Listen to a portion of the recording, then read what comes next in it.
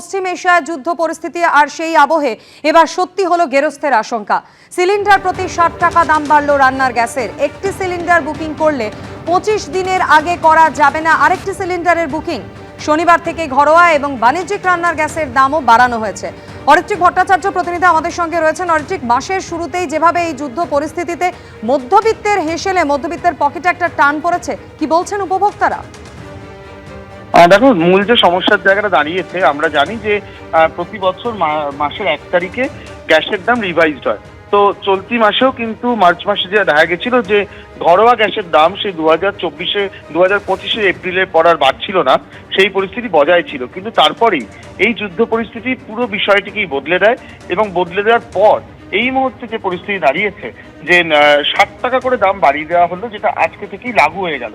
এবং বাণিজ্যিক গ্যাসের ক্ষেত্রে দেখা যাচ্ছে যে দাম সেটাও কিন্তু ১১৪ টাকা ৫০ পয়সা বেড়ে অনেকটাই ১৯৯০-তে গিয়ে দাঁড়ালো ১৯ কেজি সেই সিলিন্ডারের দাম।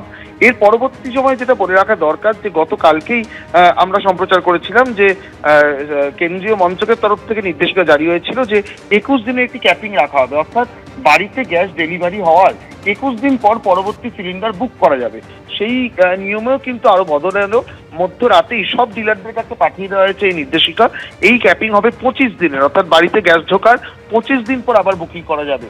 মূলত যেটা জানা যাচ্ছে, যাতে গ্যাসের যে যোগান সেখানে কোনো ঘাটতি না পড়ে, এবং এই যে ক্রাইসিসের সময় লোকে প্যানিক করে যাতে হোর্ডিং না করেন, সিলিন্ডার না জমান, তার জন্য এই সিদ্ধান্ত।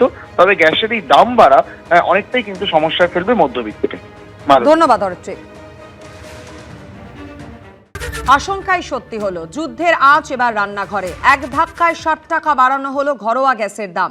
গতকাল থেকেই কলকাতায় রান্নার গ্যাসের দাম বেড়ে হয়েছে ৯৩৯ টাকা, আর বাণিজ্যিক রান্নার গ্যাসের দাম বাড়ানো হলো সিলিন্ডার প্রতি ১১৪ টাকা ৫০ পয়সা।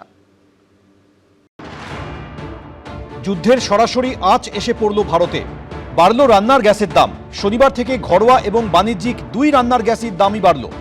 ঘরোয়া রান্নার গ্যাসের দাম এক লাফে বাড়ল সিলিন্ডার প্রতি ৬০ টাকা করে, অর্থাৎ কলকাতায় রান্নার গ্যাসের দাম বেড়ে হলো ৯৩৯ টাকা।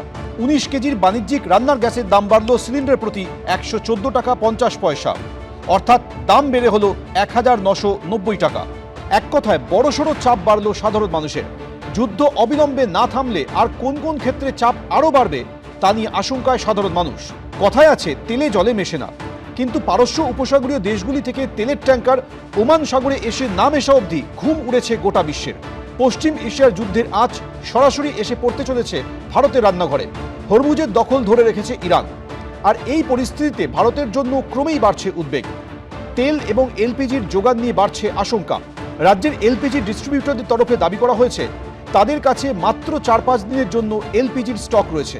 এই পরিস্থিতিতে তাদের কাছে এসেছে পেট্রোলিয়াম মন্ত্রকের নির্দেশিকা। বলা হয়েছে ২১ দিনের আগে নতুন করে কোনো সিলিন্ডার বুকিং নেওয়া যাবে না। রেস্ট্রিকশন শুরু হয়ে গেছে, বড় বড় কাস্টমারদেরকে সাপ্লাই এখন আর দেওয়া হচ্ছে না। এইচপিসি বিপিসি সাপ্লাই বন্ধ হয়েছে, ইন্ডিয়ান অয়েলেরও হয়তো আজকালের মধ্যে বন্ধ করে দেবে। বৃহস্পতিবার সন্ধ্যে থেকে ফোনে এলপিজি সিলিন্ডার বুকিং করতে গিয়ে পরিষেবা পাচ্ছিলেন না অনেকেই। শুক্রবার সকালে উদ্বেগে কেউ কেউ ডিস্ট্রিবিউটরের অফিসে পৌঁছে যান। কাল সন্ধ্যে থেকে ফোনে বুক হচ্ছে না।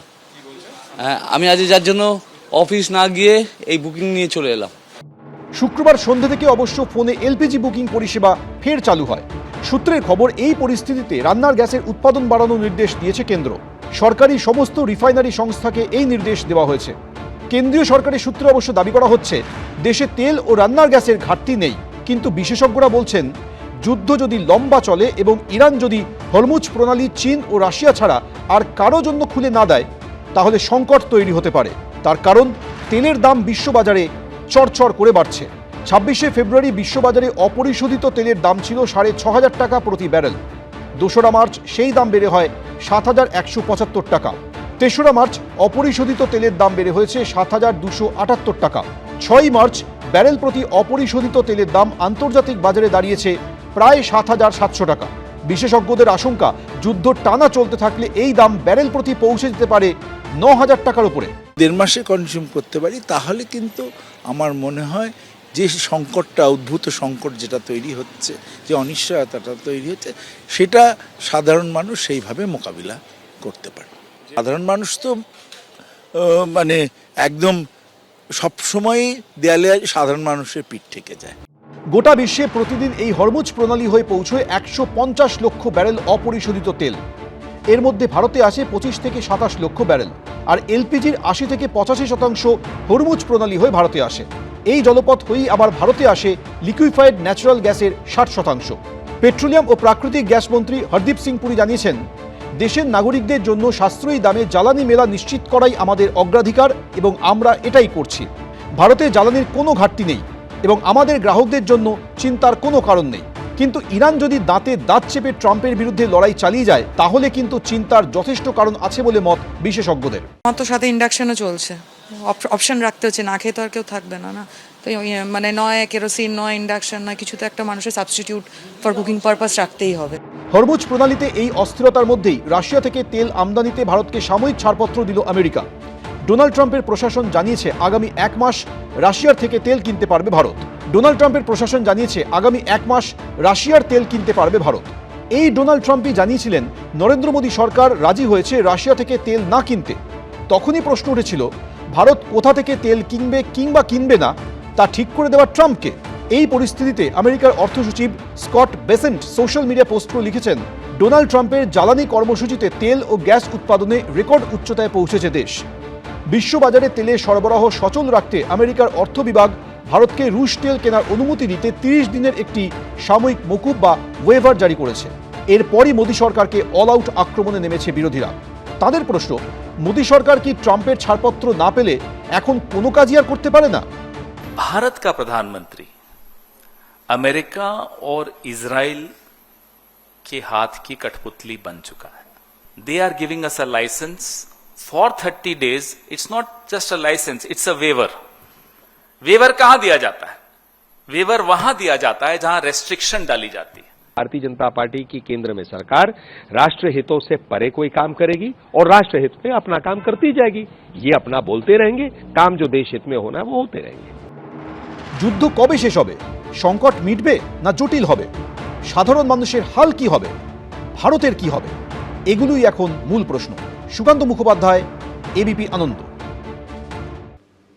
অন্যদিকে বকেয়া ডিএ মেটাতে আরও সময় চেয়ে ফের সুপ্রিম কোর্টের দ্বারস্থ হল রাজ্য সরকার। গত 5ই ফেব্রুয়ারি সুপ্রিম কোর্ট নির্দেশ দিয়েছিল বকেয়া ডিএর 25% অবিলম্বে মিটিয়ে দিতে হবে। এবার 31শে ডিসেম্বর পর্যন্ত সময়সীমা বাড়ানোর আবেদন করল রাজ্য সরকার। বকেয়া ডিএ মেটাতে আরও সময় চেয়ে ফের সুপ্রিম কোর্টে দ্বারস্থ হল রাজ্য সরকার। 31শে ডিসেম্বর পর্যন্ত সময়সীমা বাড়ানোর আবেদন করল তারা। গত 5ই ফেব্রুয়ারি সুপ্রিম কোর্ট নির্দেশ দিয়েছিল 2008 থেকে 2019 সাল পর্যন্ত রাজ্যের সরকারি কর্মীদের যে ডিএ বকেয়া রয়েছে তার 100%ই মিটিয়ে দিতে হবে রাজ্য সরকারকে। এর মধ্যে 25% অবিলম্বে মেটানোর নির্দেশ দেয় সর্বোচ্চ আদালত। এবার সেই প্রথম কিস্তির ডিএ দিতে চলতি বছরের 31শে ডিসেম্বর পর্যন্ত সময় চেয়ে সুপ্রিম কোর্টে গেল রাজ্য সরকার। রাজ্য সরকারের তরফ থেকে সুপ্রিম কোর্টের কাছে একটা MA application, miscellaneous application file করা হয়েছে। রাজ্য সরকার যে 25% ডিএ আর যেটা সুপ্রিম কোর্ট ইমিডিয়েট রিলিজ করতে বলেছে সেইটা, আর 31 মার্চের মধ্যে যে ফার্স্ট ইনস্টলমেন্ট যেটা যে কমিটি দেবে সেইটার বিষয়ে রাজ্য সরকার সময়সীমাটা বাড়াতে চেয়েছে। 31শে ডিসেম্বর 2026 অবধি তারা রাজ্য সরকারের তরফ থেকে সময় চাওয়া হয়েছে। দ্বিতীয় বিষয়টা যেটা রাজ্য সরকার দেখিয়েছে, তাদের প্রচুর এক্সপেন্ডিচার আছে এবং যারা স্টাফ আছে তাদের ফাইল থেকে সমস্ত কিছু থেকে তাদের এই ডকুমেন্টস গুলো কালেক্ট করতে হবে ফর ক্যালকুলেশনস। আর দ্বিতীয় কথা হচ্ছে সামনে ইলেকশন রয়েছে, সেই জন্য রাজ্য সরকারের এখন হিউজ বাজেটারি একটা ব্যাপার আছে। আর এই সময় অনেক কিছু তাদের এই জুন মাস পর্যন্ত খরচের বিষয় আছে, সেই জন্য তারা এই সময়সীমাটা বাড়াতে চেয়েছে। প্রায় 1 দশকের আইনি লড়াই। অন্তর্বর্তী বাজেটে যেদিন 4% ডিএ ঘোষণা করে রাজ্য সরকার, সেদিনই ডিএ নিয়ে সুপ্রিম কোর্টে বড় ধাক্কা খায় রাজ্য সরকার। গত 5ই ফেব্রুয়ারি বকেয়া ডিএ নিয়ে সুপ্রিম কোর্টে বড় জয় পান রাজ্য সরকারি কর্মচারীরা। কিন্তু তারপরেও ডিএ নিয়ে কোনো উচ্চবাচ্য নেই রাজ্য সরকারের। এই অভিযোগে এবং বকেয়া ডিএ মেটানোর দাবিতে সম্প্রতি পথেও নেমেছে সরকারি কর্মচারী ও শিক্ষকদের একাধিক সংগঠন। ধর্মঘট পালন করেছে। 5ই ফেব্রুয়ারি ডিএ মামলায় সুপ্রিম কোর্ট রায় বলে বকেয়া ডিএর 100%ই দিতে হবে রাজ্য সরকারকে, 25% অবিলম্বে মেটাতে হবে। বাকি টাকা কিভাবে কখন দেওয়া হবে সেটা ঠিক করতে কমিটি তৈরি করে দেয় সর্বোচ্চ আদালত। কিন্তু তারপরও রাজ্য সরকার বকেয়া ডিএর কিছুই দেয়নি। উল্টে তারা এবার প্রথম কিস্তির ডিএ দিতে চলতি বছরের 31শে ডিসেম্বর পর্যন্ত সময় চেয়ে সুপ্রিম কোর্টে গেল। সর্বোচ্চ আদালত এখানে হাই পাওয়ার কমিটি করে দিয়েছে। দুর্ভাগ্য যে হাই পাওয়ার কমিটি সরকারের সঙ্গে কি কথা বলেনি, সেই কথা বলে যদি সর্বোচ্চ আদালতে রিপোর্ট দিত তাহলে তো সেক্ষেত্রে সর্বোচ্চ আদালতই সেটাকে রিগ্রেট করে দিতে পারতো যে না দিতেই হবে। হ্যাঁ, কারণ আমরা তো কন্টেম্প করে দিয়েছি, তাহলে সোমবার দিন কন্টেম্পটার জন্য আমরা আবার মেনশন করে যাতে খুব তাড়াতাড়ি আমাদের এই কন্টেম্পটা সর্বোচ্চ আদালতে মানে মামলাটা চলে সেই দিকে অগ্রসর হব। গত বেতন কমিশনের যে এরিয়ারের যে মামলা, এর যে প্রাপ্য আমাদের সেটা গভর্নমেন্টকে দিতে হবেই। আদালতে যে কিছুটা সময় নষ্ট হতে পারে কিন্তু দিতে হবেই। এবং আজকে এই যে আপনি বললেন এই যেটা গভর্নমেন্ট পেশ করেছে তাতে একটা জিনিস খুব পরিষ্কার, গভর্নমেন্ট কিন্তু মেনে নিল যে তাকে দিতে হবেই। তিনি আরো কিছুটা সময় গভর্নমেন্ট বাই করার, কিনে নেওয়ার চেষ্টা করছে। তার মানে আলটিমেটলি কিন্তু এই লড়াইতে কর্মচারীদের জয় হলো। দীর্ঘদিন ধরে ডিএ মামলা আদালতে চলছে। শেষ অবধি সরকারি কর্মচারীদের পক্ষে রায় দিয়েছিল সুপ্রিম কোর্ট। এবার ফের আদালতে গেল রাজ্য সরকার। এবিপি আনন্দ। এবিপি আনন্দ, এগিয়ে থাকে, এগিয়ে রাখে।